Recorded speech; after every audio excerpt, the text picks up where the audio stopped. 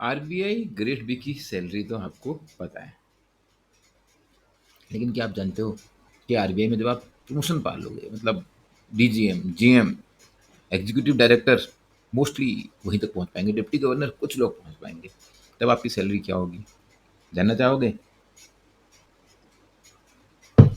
देखो, आपको आरबीआई की वेबसाइट पर दिखाता हूँ।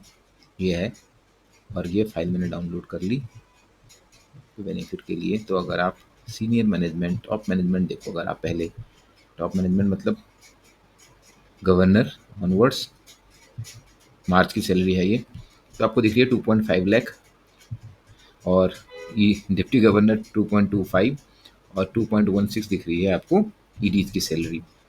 आप बोलोगे यार ये तो कुछ ज़्यादा नहीं है, जो है वो यही है।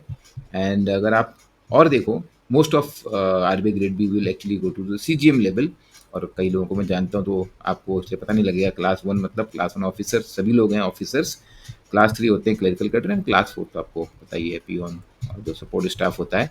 तो ये करीब 1,85,000। दो फैक्ट याद रखने हैं। पहली बात तो इसमें केवल ग्रॉस सैलरी लिखी हुई है, अलाउंसेस के बारे में कुछ नहीं लिखा है।